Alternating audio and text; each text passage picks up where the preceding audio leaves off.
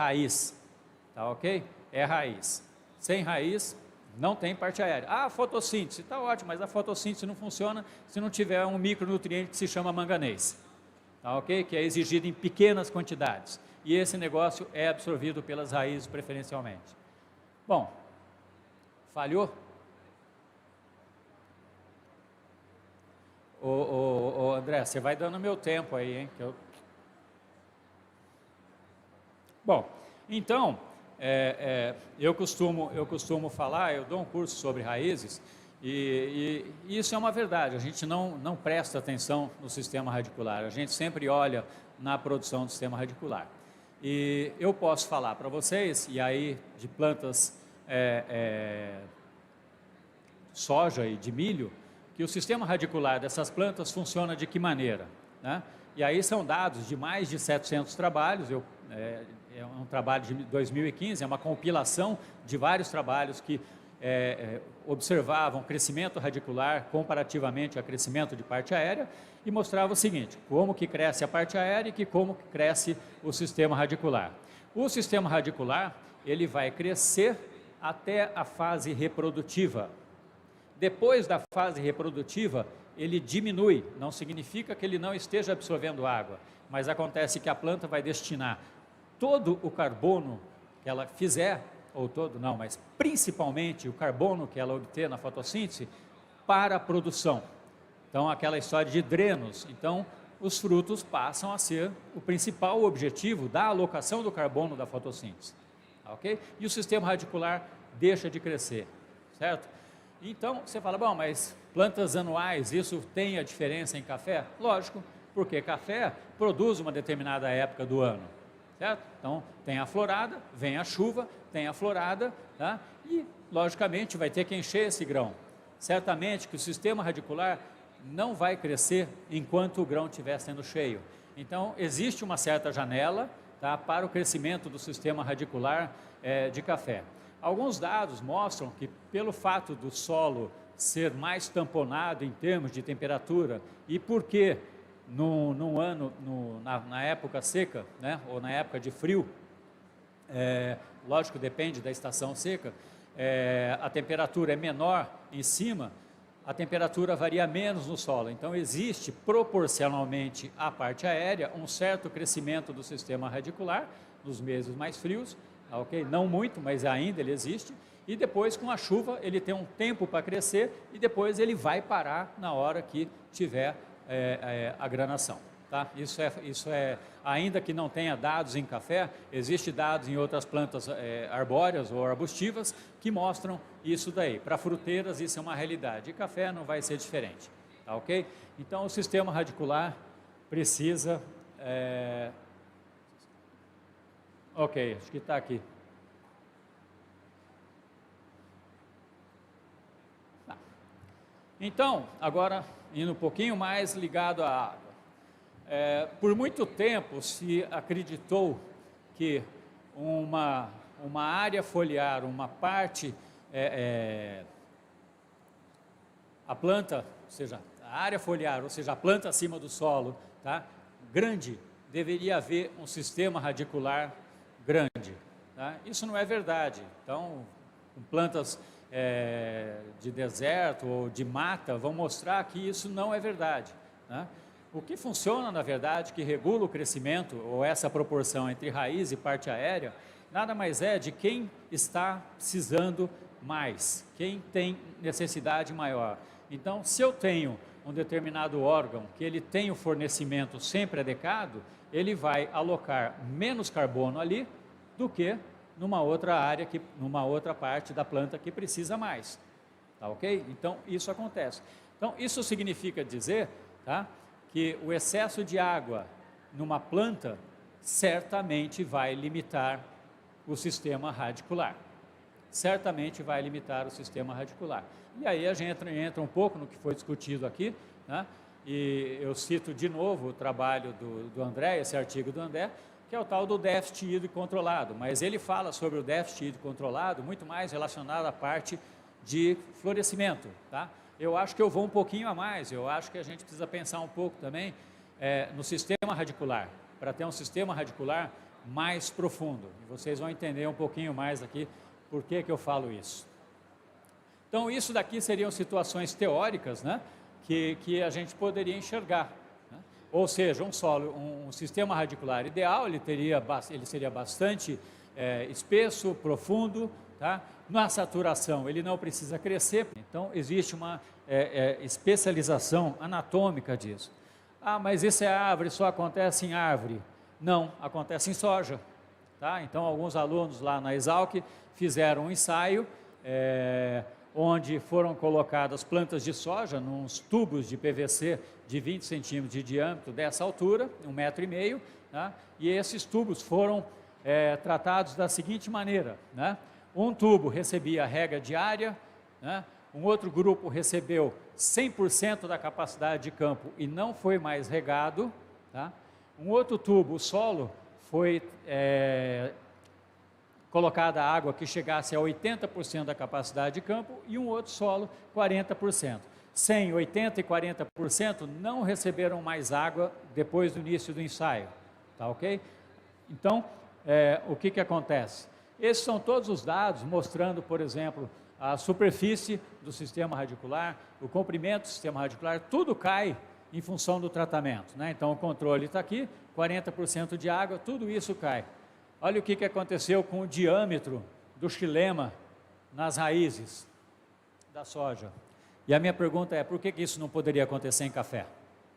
Tá? Por que isso não poderia acontecer em café? Não tenho esses dados para café, mas eu tenho certeza absoluta que isso deve acontecer também em café. Especialização do sistema radicular. Bom, esse cara aqui, Gindel, em 57, né, ele fez uma brincadeira em Israel, né, e ele estudava plantas exóticas, que seriam plantas que eles tinham no jardim botânico lá, né, e plantas arbustivas, entre elas café. Então, o que ele fazia? Ele dava um estresse na planta e acompanhava o crescimento radicular. Então, ele via que o crescimento radicular acontecia na planta de café à medida que ela sofria um estresse. A isso ele deu o nome de plasticidade fenotípica, né? Ou seja, até um determinado ponto, as plantas se adaptam ao ambiente que elas estão vivendo. Então, significa que café também deve se adaptar a uma certa deficiência hídrica no solo, emitindo mais sistema radicular, existindo mais raiz. Tá? Bom, só mais uma coisa aqui. Isso é bastante interessante se a gente pensar na palestra hoje de manhã do colega do agronômico, do Gerson. Tá? O Gerson falou sobre uma coisa muito importante que é a constituição genética do material de café que a gente tem. Tá? E isso é uma verdade. Então, a base genética do nosso café arábica é muito estreita. Tá? É muito estreita. Pode-se dizer que a base genética que chegou ao Brasil praticamente veio de uma planta do Jardim Botânico de Amsterdã, tá? Que foi para as Guianas, plantaram nas Guianas, os caras pegaram a semente, o Palheta pegou as sementes, trouxe para o Rio de Janeiro e esse negócio começou no Brasil inteiro. Tá? Então é o tal do típica que era plantado. Então a base genética é bastante estreita, além do que o café ele tem uma autofecundação bastante alta, então mantendo essa característica genética. E isso não é um problema, sem dúvida nenhuma é um problema. Por quê? Porque dentro de um melhoramento, né, eu não conheço, não só em café, mas em outras culturas, quem faça melhoramento olhando o sistema radicular. Tem um trabalho muito interessante de soja, que saiu alguns anos atrás, onde os caras pegaram 11 variedades produtivas, altamente produtivas, novas, e enxertaram em cima do sistema radicular de plantas que foram utilizadas, né, de soja, que foram variedades utilizadas de soja há muito tempo atrás. E o que eles observaram? Que o melhoramento, as plantas enxertadas, simplesmente, elas não conseguiram manter a produtividade, não conseguiram crescer, o sistema radicular foi para o espaço, ou seja, o melhoramento inteirinho sempre foi feito olhando na parte de cima. Sempre foi feito olhando na parte de cima. E existem companhias, hoje eu sei disso, que estão começando a olhar de novo o sistema radicular. Tá?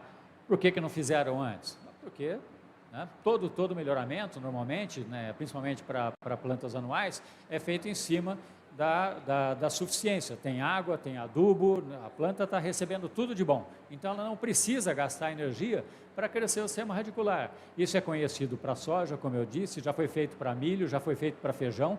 Então, mostra que a seleção privilegia, tá, a parte aérea em detrimento ao sistema radicular. Tá? No caso do café, talvez isso seja um pouquinho menos grave. Tá? E aí eu posso falar, porque eu fiz um período no Instituto Agronômico trabalhando com melhoramento de café.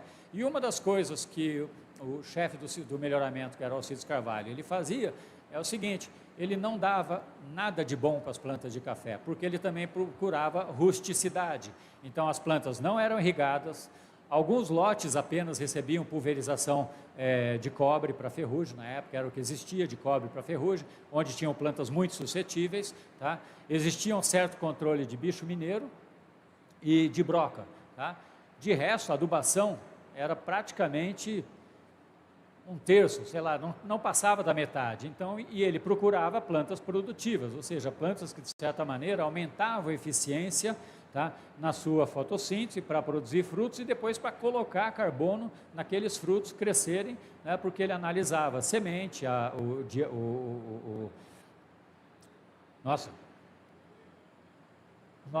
o Gerson mostrou, tá, tamanho de semente era um dos critérios que eles analisavam. Tá?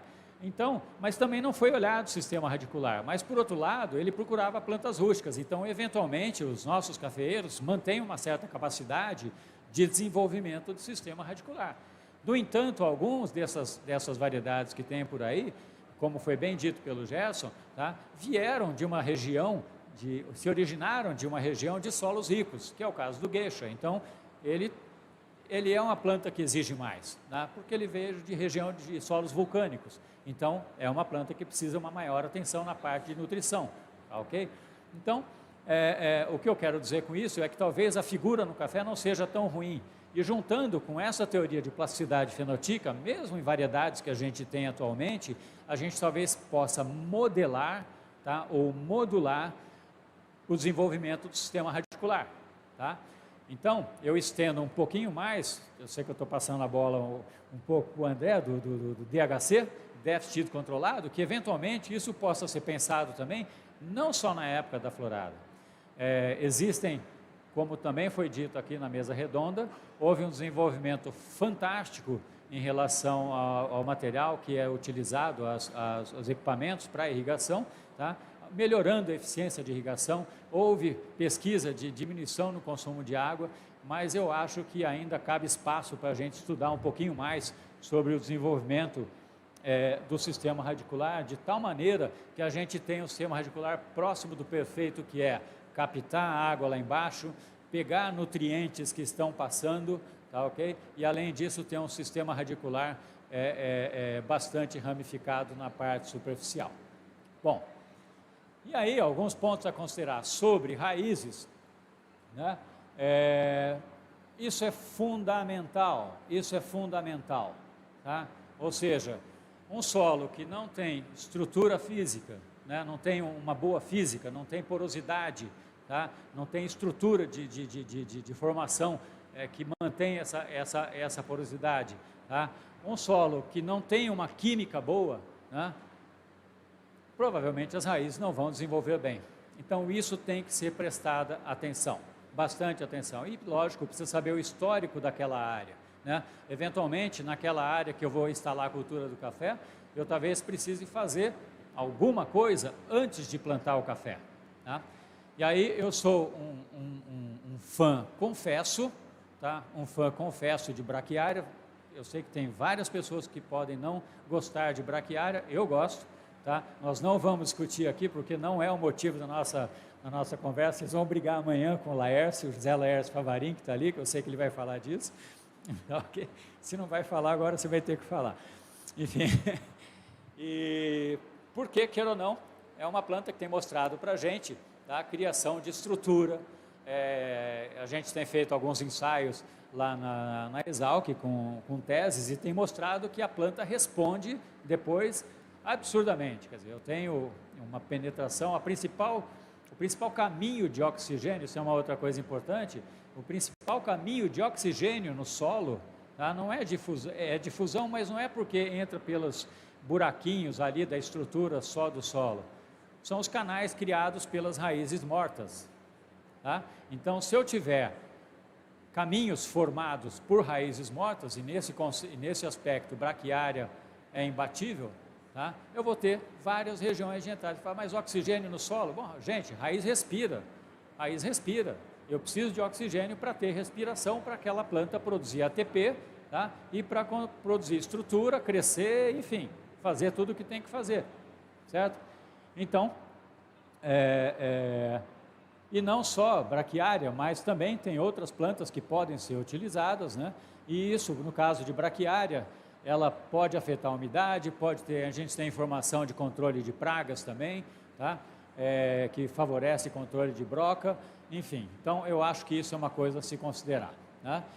Manutenção de condições químicas adequadas do perfil, isso é manejo, né? Então, isso é calagem, tá ok? Isso tem que ser prestado, uma vez, uma discussão com o Laércio, com o Favarin, por que a gente faz análise de solo 20 centímetros de profundidade? Quem sabe, você sabe me dizer? Ninguém sabe me dizer. Por que faz? Eu aprendi na faculdade que era 20 centímetros de profundidade. Por que não? Se a gente está vendo, acabei de mostrar para vocês informações que o sistema radicular de café pode crescer até 1 metro de profundidade, tá? Ou a 90 centímetros, normalmente a gente fala que até 60 centímetros, ou 70 centímetros, 50, 70 centímetros, é onde eu tenho 80% do sistema radicular. Então, por que eu analiso, tá, só 20 centímetros de profundidade?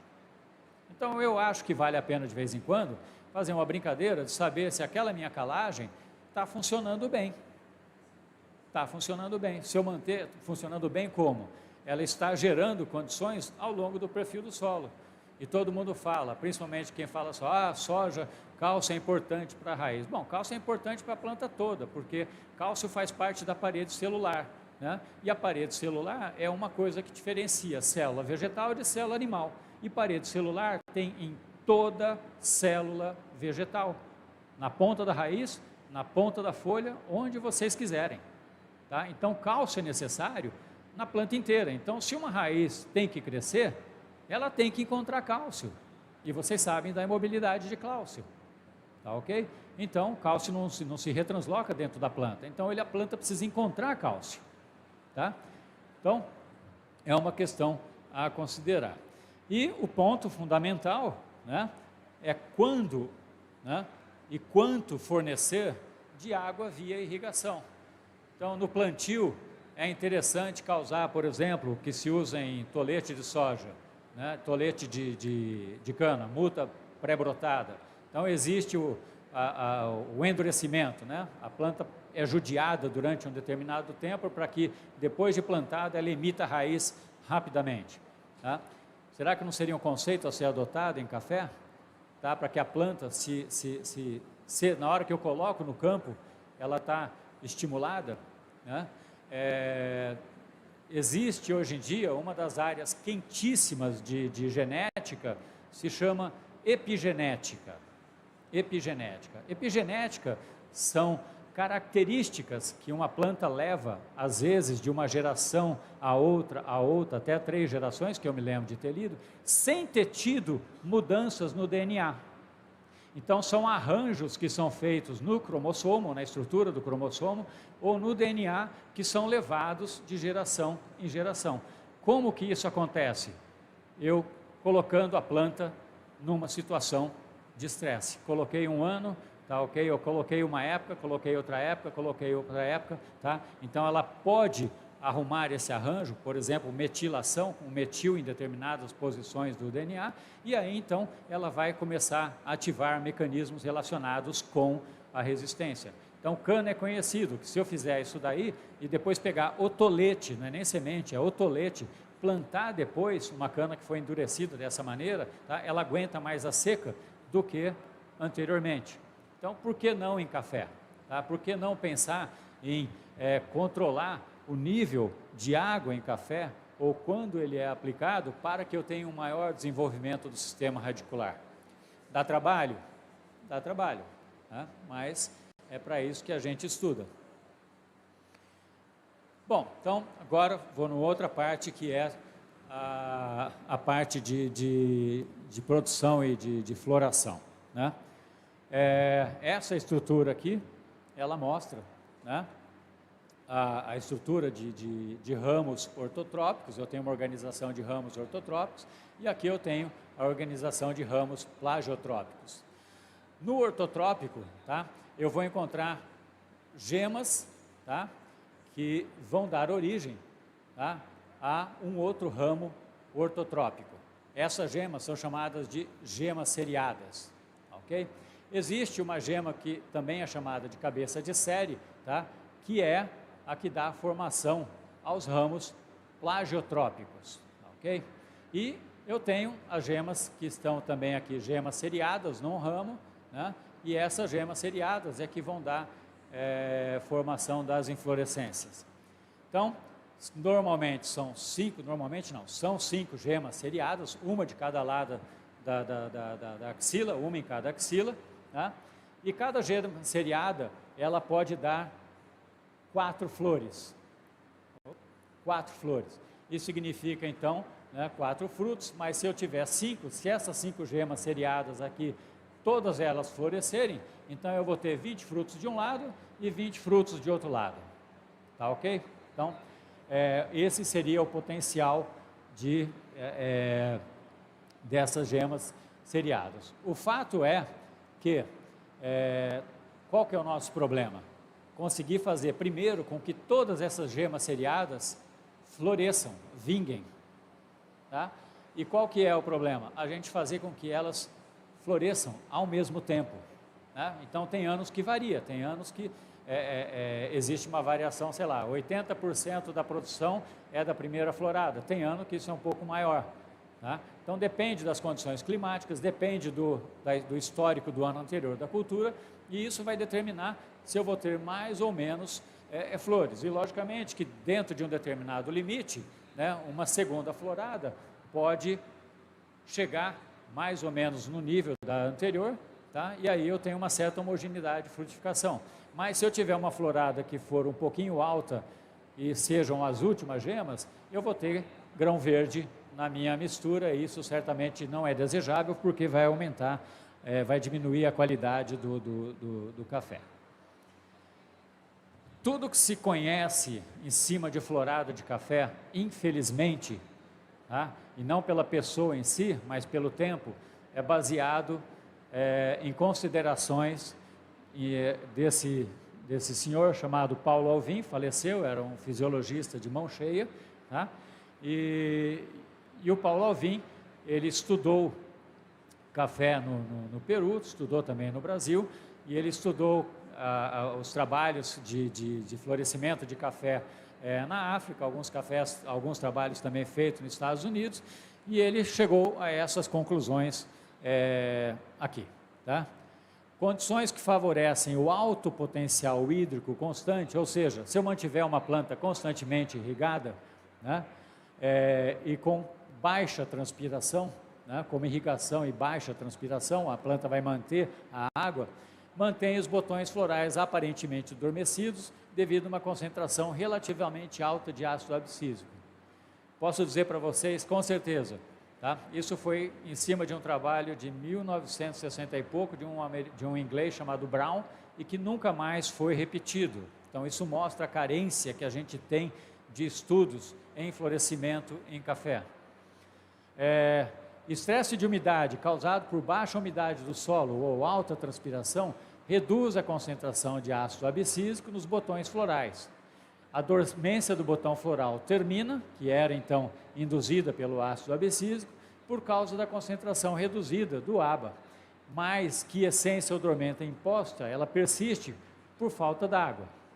Ok? Então, eu tenho a indução floral, final de dezembro, janeiro, fevereiro, até março, tenho aquele botãozinho, ele cresce um pouco, tá ok? Ele cresce um pouco, e aí ele então teria condições de crescer mais, mas acontece que entra seca e mantém o botão parado e ele não vai crescer mais do que isso.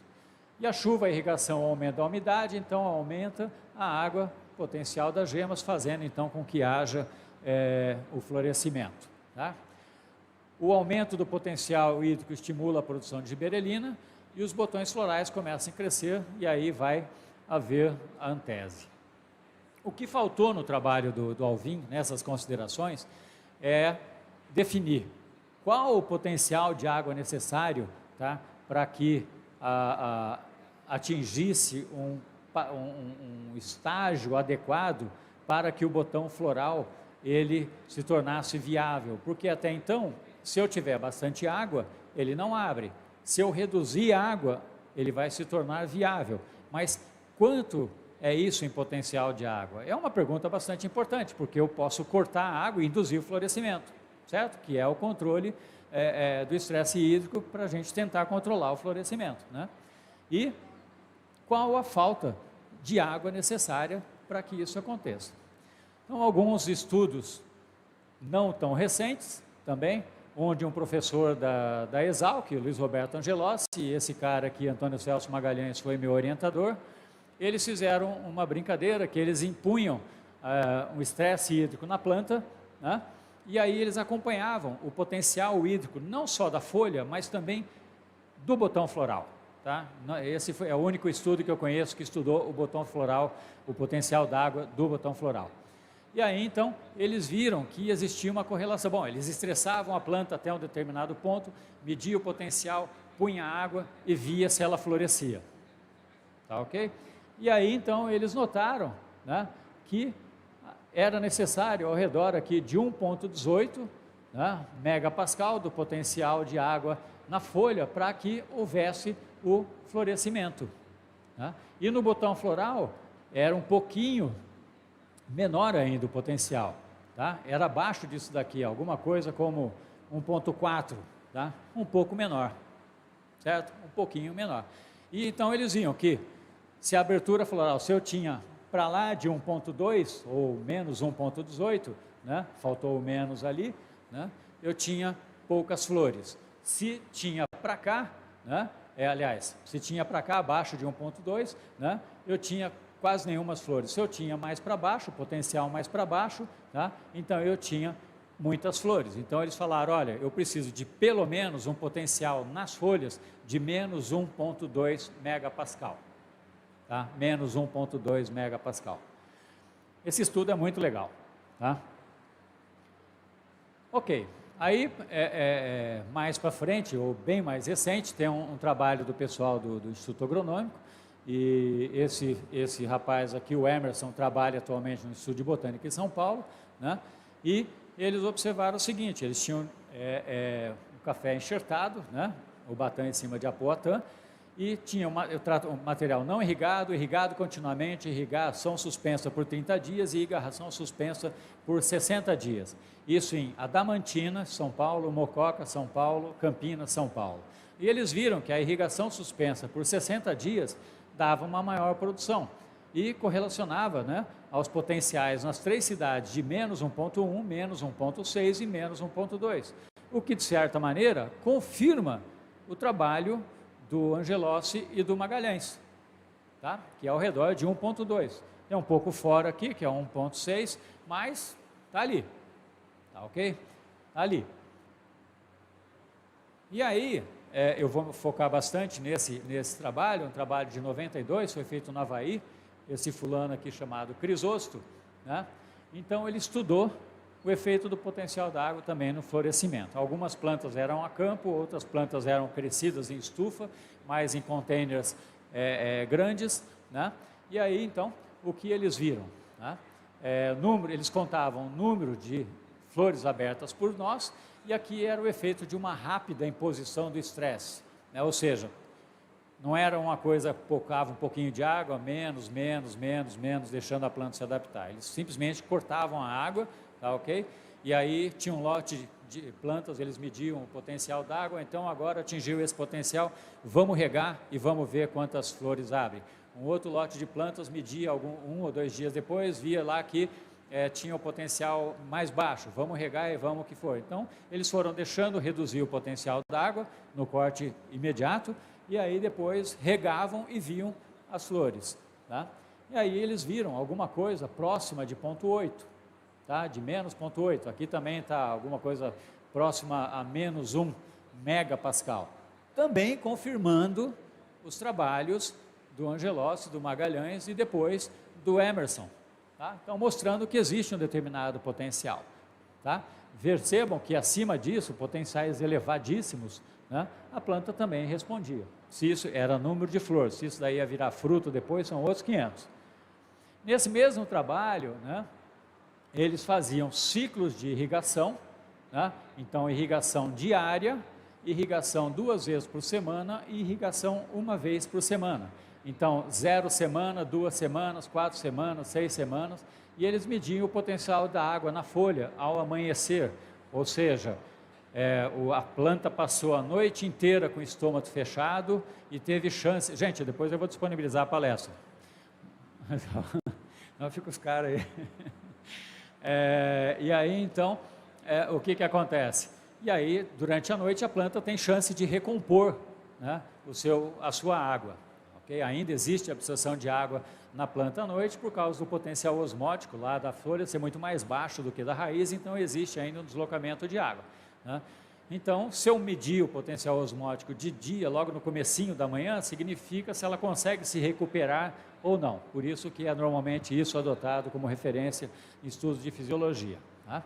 Então, o potencial aqui, então ele via, né, que olha, ele chegou até menos 1,5 aqui, né, e aqui ele oferecia água, tá? Nesse ponto aqui, ele oferecia água e o potencial, então, subiu lá para cima, pelo menos nessa planta que era regada só 1 vez por semana. Mas olha que interessante, como o gráfico estava muito ruim, eu adaptei, tá? Quando ele contava as flores, dependendo do estágio da flor. Então, o estágio 3, que ele chama, é a floração verde e as flores ainda agrupadas, tá? Estágio 4, em floração branca, as flores começando a se desagrupar, tá? E depois, estágio de vela, quando elas estão completamente desagrupadas. Percebam que irrigação 2 vezes por dia, o estágio 5, praticamente, tá? Que é essa diária aqui, 2 vezes por dia, né? O estágio 5, que seria vela, praticamente nada, né? Praticamente não tinha alteração, tá, entre estágio 3 e estágio 4, né? Por sinal aqui, é lógico que depende da amostragem aqui, isso não é estatisticamente significante, mas não tem variação. Quando faz irrigação 2 vezes por semana, que é esse daqui, que é um estresse pequeno, né, já havia, durante o tempo, tá, uma formação, tá, de flores no estágio de vela. Olha o que acontecia com a irrigação semanal, tá? Deu um estresse violento na planta, que chegou a 1,5, tá? Praticamente todas as flores que estavam no 4, tá, no estágio 4, passaram para o estágio 5, tá, ok? Então, mostrando de novo, tá, que eu preciso dessa deficiência hídrica para abertura floral. E aí, né, um experimento 3, que é muito interessante, eles utilizaram de uma técnica que se chama raiz bipartida. Aqui eu fiz uma montagem, isso não é raiz de café não, tá? Está escrito aqui, ó, montagem, tá? Então não é raiz de café, por favor. Onde eu misturei aqui uma planta de café em cima, e aí, o que os caras fazem? A planta vai começar a se desenvolver, né? Eles vão lá, separam o sistema radicular, né? Às vezes cortam e sobrevive, e dividem uma parte para cá e outra parte para cá. De um lado, então um tratamento irrigava dos 2 lados, no outro tratamento irrigava só de um lado, que está aqui, tá? Então eles tinham o original, que seria as plantas, né, originais secas, tinham as plantas dos 2 lados secas, tá? Onde tinha essas raízes novas aqui secas e dos 2 lados bem irrigados, tá? Então, claro, nitidamente, né, que quando houve estresse, independente, mesmo quando eu coloquei estresse só de um lado, ou seja, essa daqui que está mais aqui, que seria a original seca, ela teve gemas por nó, tá ok? E o potencial da água ao amanhecer era ponto 15, negativo. Tá? Quando as raízes novas eram secas, né, o potencial dessas raízes também era ponto 15, secas. Né? Raízes ambas bem irrigadas, ficava aqui de ponto 15, tá? E ambas secas, ponto 9. Né? E aqui o potencial da água ao meio-dia. Então dá para perceber que ambas as secas, tá, ok? Elas tinham, tá, um potencial bem menor do que as outras. Mas o que é interessante é isso daqui, olha. Raiz nova, seca, tá aqui, ó, nova, seca. Ela quase produziu o mesmo número de gemas por nó que a que tinha ambas secas.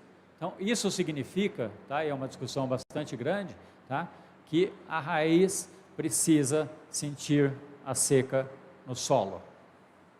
A raiz precisa sentir a seca no solo, certo? Então, isso é bastante importante. Então, a raiz conversa, sei lá, com a parte aérea, fala assim, ó, estou sentindo seca, se prepara aí que daqui a pouco, quando vier a chuva, né, você vai ter que abrir. Então, isso acontece, tá ok? Bom, e esse trabalho também mostrou, confirmando um trabalho de uma mulher chamada Margaret Mess, de 1956 ou 1957, tá, que o botão floral, na verdade, ele vai se entumecer, tá, porque vai chegar um momento que vai haver uma conexão de vasos entre a planta e as flores. Até então, e esse estágio seria o estágio 4, né? Desculpem, mas é que o trabalho era antigo. Então, no estágio 3, deixa eu tentar mostrar aqui, ok? Então, eu tenho aqui o câmbio, isso daqui é como se fosse um sistema radicular rodado, né?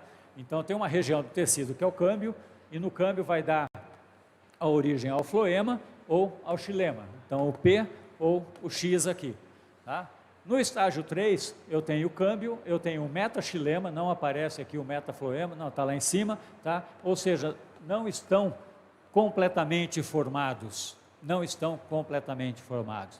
Então, a partir do estágio 4, né, o que acontece é que essa ligação, a formação do xilema acontece, existe a conexão, então, do xilema com a flor, a água passa, e aí a célula enche, tá? E aí o botão floral cresce, tá?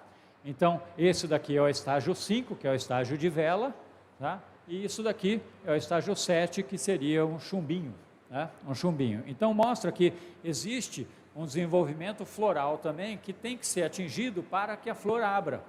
Então, se a gente for pensar, fala assim, poxa, mas se eu tenho diferentes gemas sendo formadas, né?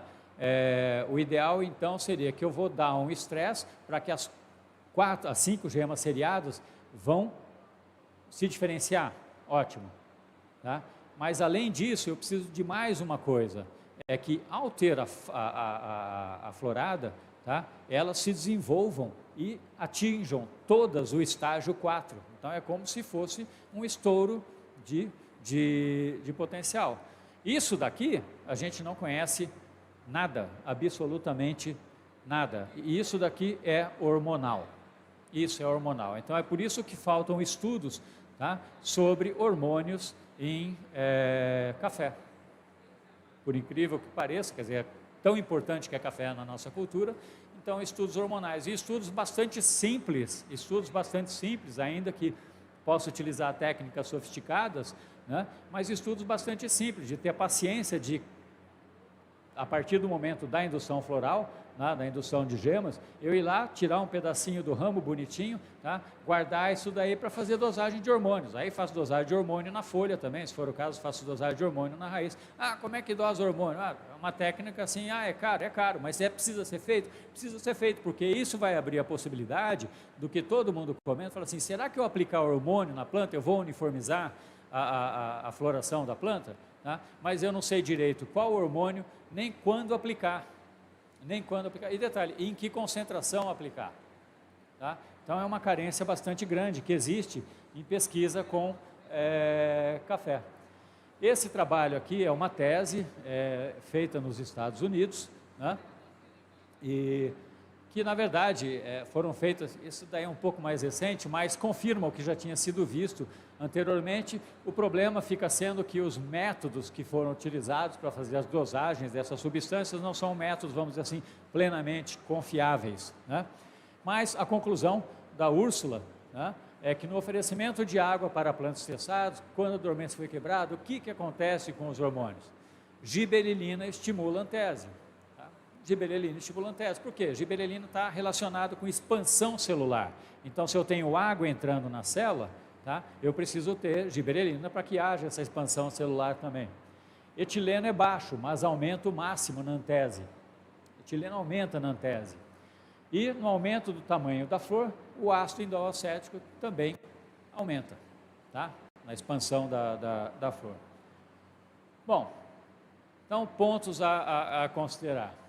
Sem estresse não tem abertura de flor, esse estresse ele tem que ser sentido pelas raízes. As folhas dos botões devem chegar ao valor próximo de 1,2 megapascal negativo.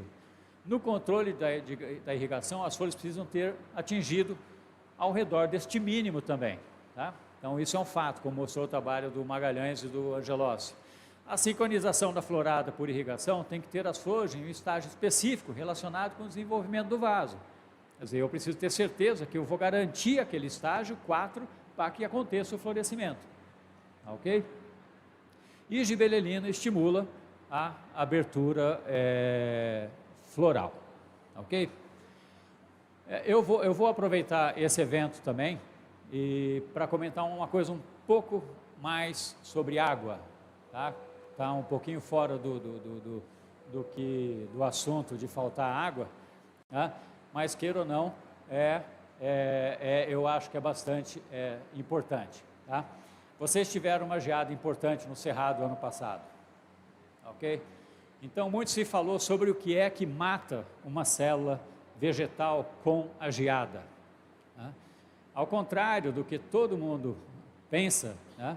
O que mata uma célula vegetal com uma geada ou com o congelamento não é o gelo que é formado dentro da célula, é o gelo que é formado fora da célula, tá? E por que é simples, né? Bom, vocês pensam na parte de congelamento de alimentos. Por que é que existe um congelamento rápido? Ninguém congela carne, ninguém congela vegetais de uma maneira lenta. O negócio tem que ser rápido. Exatamente, tá, para fazer com que não haja a formação de gelo fora das células. Então, essa parte na indústria de alimentos é muito desenvolvida, Então mostra que em vegetais, tá, que são congelados, caso contrário, o que acontece? Vocês vão num lugar, se vocês comprarem, vai lá, compra brócolis congelado, o bicho é borrachudo, tá? Não foi feito o congelamento adequado, porque tem células rompidas, tá, ok? Então existe um estudo muito grande na indústria de alimentos sobre como congelar, tá? E qual a consequência de você congelar de uma maneira lenta. Bom, no caso da água em café, tá? Isso daqui se aplica à água pura, né? Que é o seguinte: para cada grau que diminui em termos de temperatura após o congelamento, tá? Eu tenho uma diminuição de 1,2 megapascal. Eu estava falando para vocês agora há pouco sobre estresses de 1,2, certo? Então significa que quando vocês têm menos 5 graus, tá? Esse negócio está muito mais baixo, tá? Ou 4 graus, está muito mais baixo do que isso daqui. E isso daqui, o potencial da água do gelo, ele é baixo por causa exatamente da organização da água, tá? Dessa maneira, em função das pontes de hidrogênio. Então, o que mata é a formação da água fora da célula. O que ela faz? A formação do gelo fora da célula. Tira a água de dentro da célula, até um ponto que a parede vai colapsar. Então, a parede não colapsa para fora, a parede colapsa para dentro. Tá? O negócio é como se fosse um tipo de uma implosão. Existe uma referência bastante interessante, se alguém quiser estudar isso daí, que mostra isso daí, está numa revista importante aqui, tá ok? E aí, então, fica desidratada. Aí eu peguei esse trabalho, numa revista que chama Criobiologia, que mostra, por exemplo, formação de cristal, usando uma câmera que chega na casa de milissegundos. Né? Então, 0 milissegundos, 2 milissegundos, 3 milissegundos e 4 milissegundos, onde eles tiram fotografia da formação de gelo. Tá? E eles observam que com 2 milissegundos a formação de gelo já começou aqui fora da célula, tá? E depois começa a aparecer aqui dentro da célula. E aí eles mediram, né, diferentes taxas de congelamento a 1 grau centígrado por minuto ou 10 graus centígrados por minuto. Tá? Então, veja, a 1 grau centígrado por minuto, 100% das células, o congelamento era na parede celular, fora da célula. A água da parede celular, fora da célula. Tá ok? Então, e aqui no centro da célula, né? Então, bastante baixo, a menos 10, praticamente não existe a menos 1 e praticamente menos aqui nisso daqui. Então, isso daí mostra o quê? Que se eu tiver um congelamento, ele vai ser principalmente, tá, fora da célula. Então, o que mata é a desidratação. Tem outras coisas que vão matar? Sim, à medida que o sol passa, ele vai ficar marrom, tá? Então a célula vai liberar um monte de porcaria que oxida, como fenóis, tá? E esses fenóis, então, vão causar o marrom, tá? Que a gente vê pós-geada. Bom, é isso. Obrigado.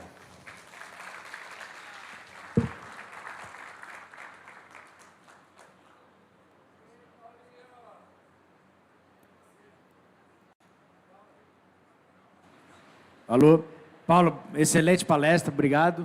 E vamos abrir aí para perguntas aí, nós temos um tempinho. Por favor, levantem a mão, se identifiquem, perguntas objetivas. É o amigo do Anderson que vai falar. Vamos lá, gente. O Rogério não fez nenhuma pergunta hoje, ele tem que fazer.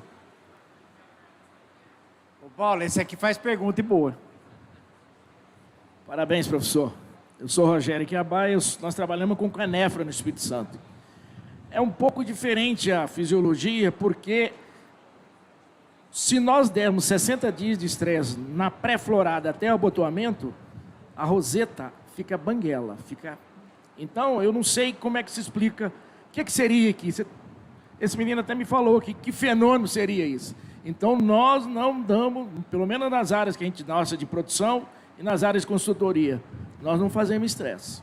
Então, nós reduzimos a lâmina aplicada, mas não damos estresse. Bom, uma coisa que acontece é que a maioria dos dados, praticamente todos esses dados sobre água são em cima de arábica por causa da bebida. Mas talvez eu possa te dar uma explicação, não científica, mas da origem do café. Tá? Então, quer dizer, o arábica ele é de montanha, subbosque, tá? E o canefra é de região mais baixa, tá, ok? De áreas mais úmidas na África. Tá? Acho que é a única espécie que é de regiões mais baixas. Então, o canefra realmente ele não aguenta tanto a seca.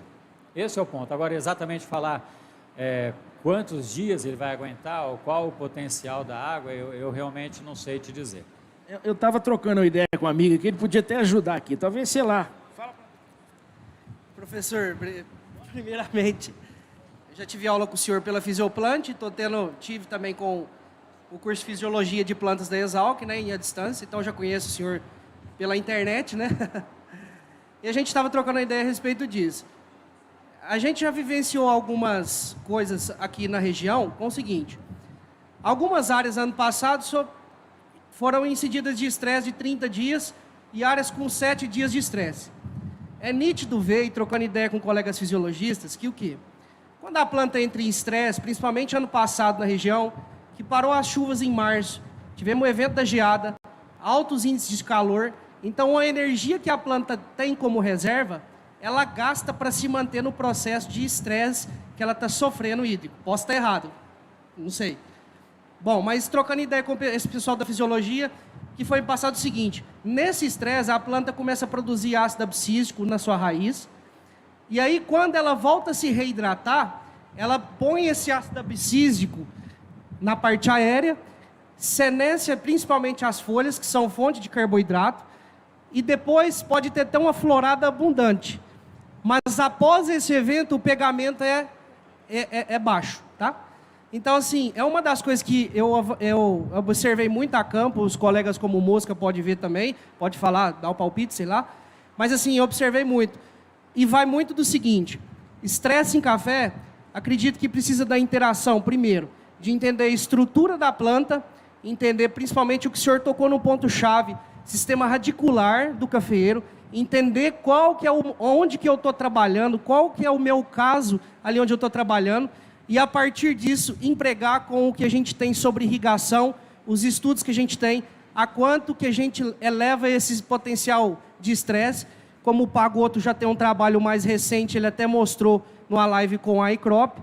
Então, assim, para ver qual que é o potencial. Então, acredito que o estresse, ele vai depender do manejo que eu emprego na lavoura, entender o sistema que eu estou trabalhando e principalmente a interação de reservas do que a planta formou do ano anterior para esse ano, porque pode ser que eu atenue ainda mais o problema da planta com relação à produção. Bom, não sei. Ó, eu posso falar o seguinte: a falta de folha, o tempo que eu trabalhei no Instituto Agronômico, a gente fazia as fecundações controladas, fazia os cruzamentos entre as plantas, tá ok? Então, basicamente, a gente tinha uma tesourinha que no corte dela, ela tinha um buraquinho aqui no meio. Você chegava com a tesourinha, fazia assim, não cortava o pistilo dela, que é a parte feminina, mas tirava todas as pétalas junto com as anteras. E aí depois eu fechava isso num saco, esperava abrir as flores, quando tinha produção de pólen, chegava lá, rasgava o saco na ponta, jogava as flores lá dentro, fechava. Bom, na seleção dos ramos para fazer os cruzamentos, a gente não pegava ramo, podia estar coalhado de flor, não podia ter não tido seca, podia estar no estado hídrico bom. Nós não pegávamos ramos sem folha. Nós não pegávamos ramos sem folha, tá? E aí, tirando de outras culturas, a parte de florescimento, ela tem um pico enorme de gasto de energia. É rápido, mas ele é significativo, E quem vai dar essa energia na hora são as folhas que estão do lado. Então, se eu não tiver aquela folha, não tem. Então, acontece a mesma coisa. Uma coisa. Se você tem, imagina só, você tem um estresse que foi forte, né? Veio a chuva, formou um pico de etileno, cai um monte de folha, tá? E vem a florada. Não pega, entendeu? Então, isso não se aplica só a um café que tem folha úmida, não tem folha, não pega. Professor, essa pergunta foi dele, agora tem uma outra pergunta que me gerou aqui, que é o seguinte. O senhor falou muito bem, explanou que o sistema radicular, ele perde muito seu potencial quando ele começa a entrar na fase reprodutiva, a planta começa a entrar, certo?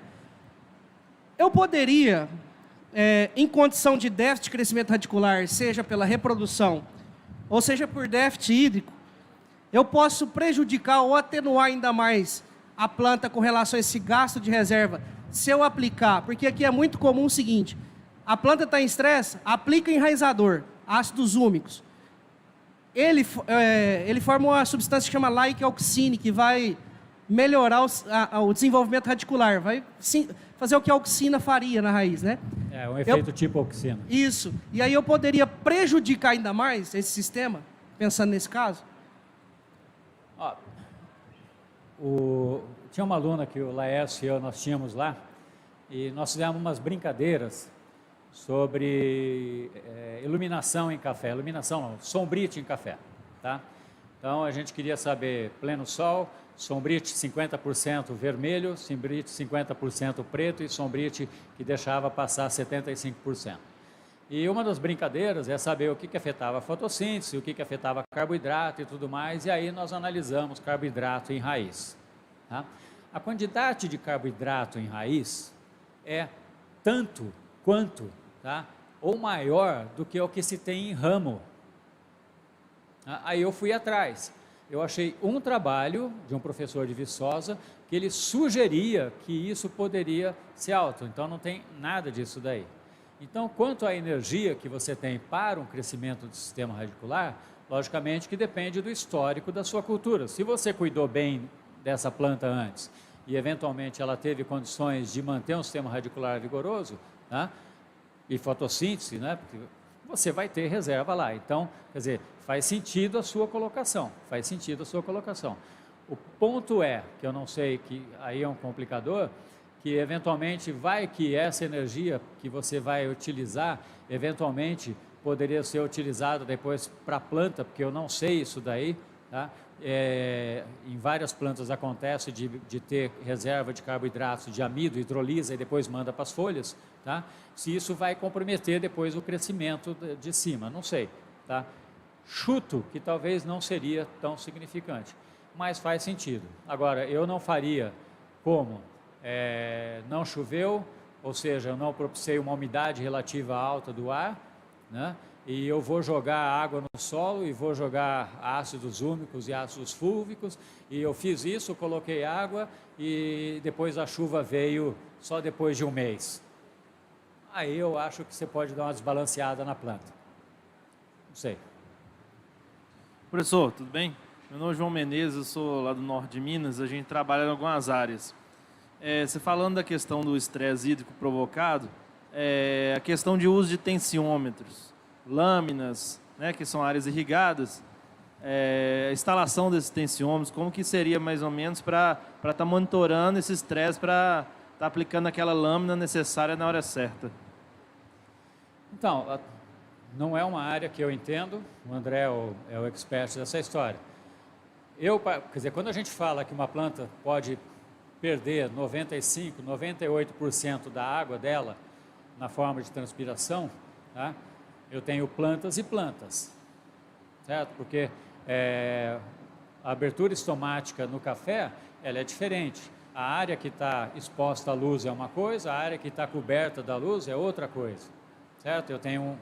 Devo ter um gradiente. Bom, existe um gradiente de número de estômatos por área, inclusive no andar da planta, não só de cima para baixo, como de fora para dentro. Existe gradiente, tá? Então, é muito difícil eu falar assim, bom, café transpira dessa maneira, soja transpira dessa maneira. E o tanque classe A, por padrão, ele é grama, batatais, eu nem sei. Tá? É tudo especificado, né, André? Mas é lógico que a transpiração da grama batatais é diferente do café. O sistema radicular da grama batatais é diferente do café. Eventualmente, se aquela grama, nem sei se tem que ser regada todo dia, tá? Para fazer com que haja uma medição adequada da transpiração. O fato é que me parece ser um pouco artificial. É para isso que você tem fatores de correção, tá? Que você multiplica para gerar o KC da planta, né? Que tem cada cultura, então teria um determinado fator de correção que se aplica. Existem críticos em relação a isso? Existem, falando que não é uma coisa. Mas eu vou te falar o seguinte, é o que temos. É o que temos. Então, se você me perguntar, você usaria? Eu usaria.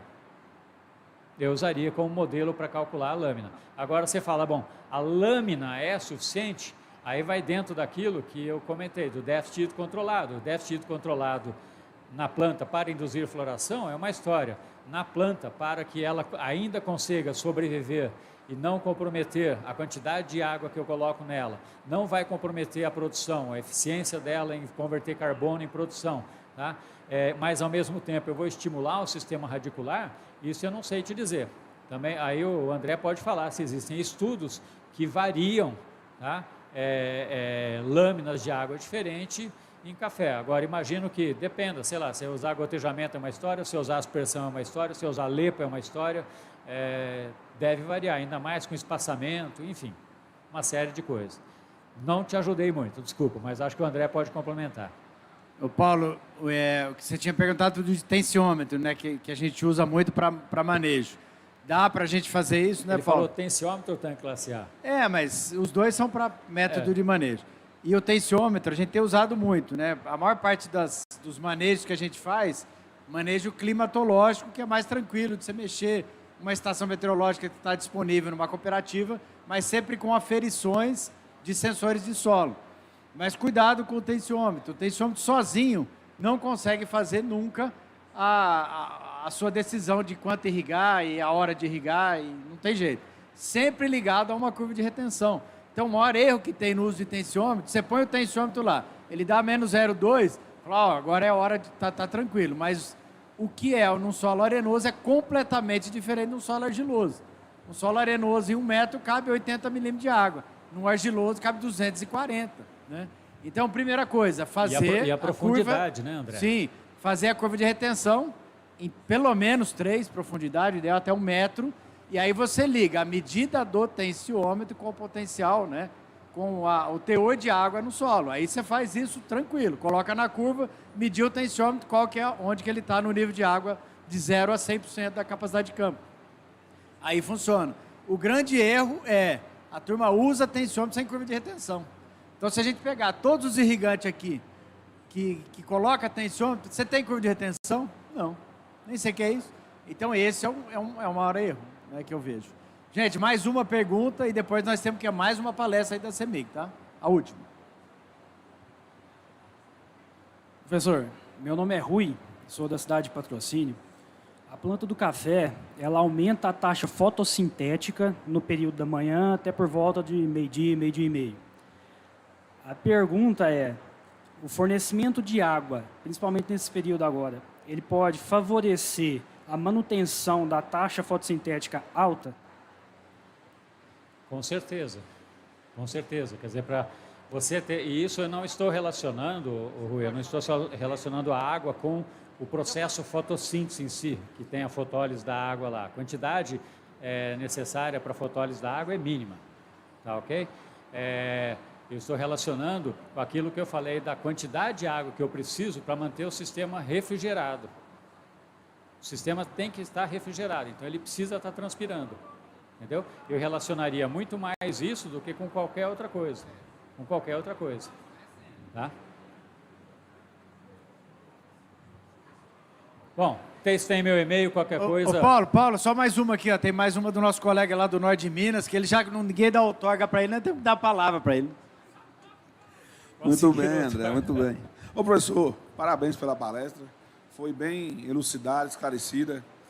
A gente do norte de Minas tem lá temperaturas altas, umidade baixa, solos ligeiramente argilosos, pouca argila, 25% de argila, curva de retenção de água no solo em torno de 20 milímetros. A gente organiza um déficit lá controlado de acordo às exigências do estado fenológico do café e o KC da cultura em determinadas épocas do ano.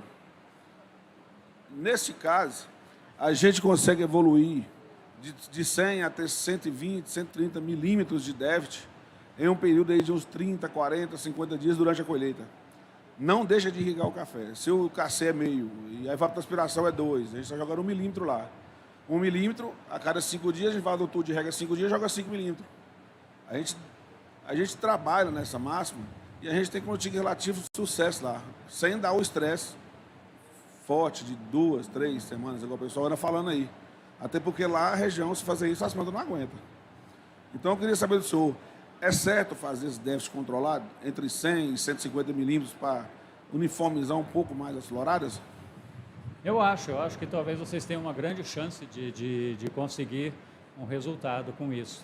Porque mesmo vocês mantendo um pouco úmido, tendo esse déficit assim, de alguma maneira a planta atingiu aquilo lá que é necessário para florescer. Quer dizer, são 4 trabalhos categóricos que falam que eu preciso de tanto de déficit de água na folha, tá? Ou de falta de água na folha para florescimento. Então vocês estão conseguindo isso daí. Pode ser que isso esteja bastante relacionado, tá, com essa umidade relativa do ar também, que leva em consideração, tá? Que poderia ser um dos indutores e não só necessariamente a água do solo que estaria faltando do solo. Mas eu acho que talvez fosse uma grande chance de fazer um teste de controle maior até do que regiões para cá. Paulo, uma coisa que a gente tem feito, né, Guilherme? Oi? A gente convida o senhor, estamos lá com as fazendas de Pirapora até o sul, o norte de Minas, lá com a disposição de estudantes de graduação, de mestrado, doutorado, para poder fazer pesquisa com a gente lá. Agradeço. Aí sim é legal. Paulo, uma coisa que a gente faz, né, que o Guilherme até falou, ao invés de interromper completamente a irrigação, sublâminas, que é isso que eles fazem lá. Então, a gente, sem interromper, você tem que jogar 4 milímetros, você joga 1,5, 2 milímetros, tudo controlado. Tem que ter uma forma de monitoramento, né, que senão você não consegue. Né? É uma região perto aqui nossa, que você conhece, indo para Campinas, que é a Mogiana, que já é ruim de água. Então, o que a turma faz? Qual que é a opção que eu tenho? Vamos supor que eu tenho água para irrigar 50 hectares. Mas, às vezes, eu não tenho.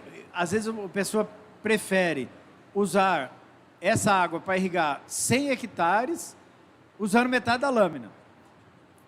Então, 100% da área em sublâmina. Então, a turma da Mogiana já acostumou com isso. Né? Alguns, né, preferem, eu preciso ter uma área maior e usar menos água. Então, é quase uma irrigação com déficit, mas durante praticamente todo o período. Né? Então, é aquilo que eu falei. O que seria interessante é você estudar diferentes níveis de lâmina, tá? E saber qual que é o efeito.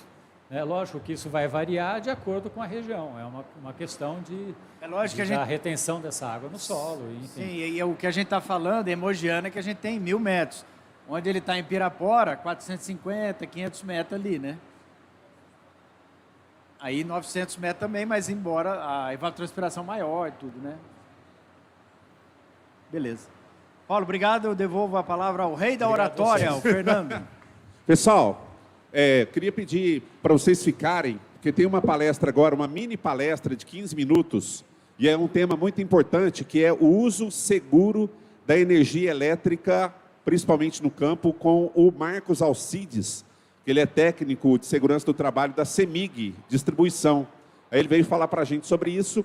E só 2 recadinhos rápidos aqui. Se você está em Araguari hoje à noite, não tem o que fazer, só dizer que o time de Araguari de vôlei masculino vai disputar hoje com o time de Fortaleza no ginásio poliesportivo aqui às 21 horas. E se o Araguari vencer, vai ser colocado aí no ranking nacional do vôlei masculino, tá? Vamos lá? Muito obrigado aí pela compreensão. Palestra rápida, uso seguro da energia elétrica com Marcos Alcides, que é técnico de segurança do trabalho da CEMIG Distribuidora.